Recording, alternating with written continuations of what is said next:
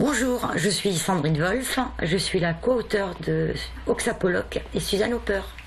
Bonjour, je suis Anne Plichota, co-auteure d'Oxapoloc et de Suzanne Hopper. Depuis 18 ans, Anne la Vendéenne et Sandrine la Toulonnaise ne se quittent plus et se consacrent à temps plein à l'écriture de leur roman jeunesse. Dans leur immeuble du centre-ville de Strasbourg, un seul étage les sépare. Me voilà! Installés en Alsace, ces anciennes libraires et professeurs de sport vivent depuis 2006 une véritable success story avec leur série Oxapoloc, l'histoire d'une adolescente au pouvoir magique qui cherche à retrouver le chemin d'un monde fabuleux, la terre d'Edifia. D'abord auto-édités, les livres ont trouvé leurs fans, au point d'intéresser une maison d'édition parisienne. Aujourd'hui, c'est séance d'écriture pour le 6e tome de la série, le dernier, qui sortira à l'automne. Ouais, mais ça on peut voir, on peut réajuster un peu, mais basé plus sur le silence, ouais, je vais le noter. Une écriture à 4 mains qui obéit à quelques règles bien précises. Avant d'écrire, on se réunit, on discute de la scène qu'on va écrire. On oralise en fait.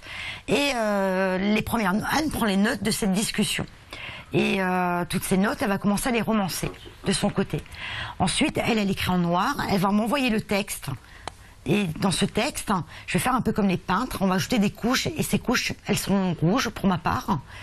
Et moi, j'y greffe plus mon sentiment, ou un passage que je trouve peut-être, voilà, il manque de choses, ou il y a trop de choses. Voilà. Et ensuite, on se revoit, on parle du rouge et du noir, et quand tout vient noir, on avance. Et ça avance plutôt bien. Écoulée à 400 000 exemplaires en France, la série se classe 2e des ventes depuis 3 ans dans la catégorie roman jeunesse français, juste derrière l'indétrônable Tara Duncan. Un succès qui dépasse aussi largement les frontières. Aujourd'hui, Oxa est traduite en 27 langues. On est très fiers de ça. C'est vrai que c'est quelque chose d'assez...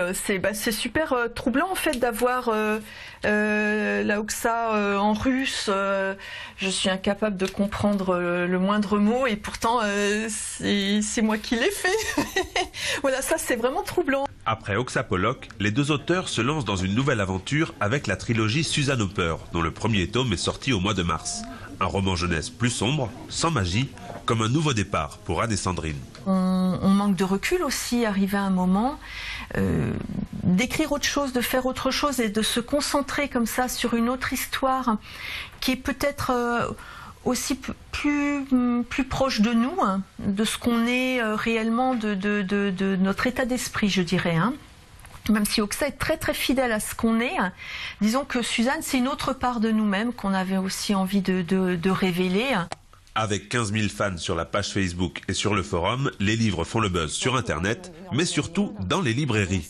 Depuis Harry Potter, le genre fantastique y fait recette. De quoi faire taire les mauvaises langues qui voudraient faire passer les jeunes pour de simples geeks. Faut leur donner le bon livre et une fois qu'ils ont trouvé ce livre qui leur donne envie, ben voilà, c'est parti. Il y a tellement de choses à découvrir. On a vraiment de la chance, quoi. Les jeunes d'aujourd'hui ont de la chance.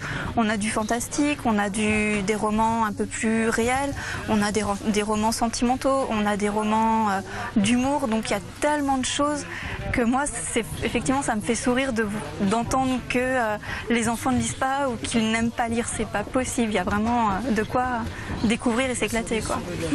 Une adaptation en BD et au cinéma est prévue prochainement pour Oxapoloc. Une histoire qui est donc loin d'être terminée.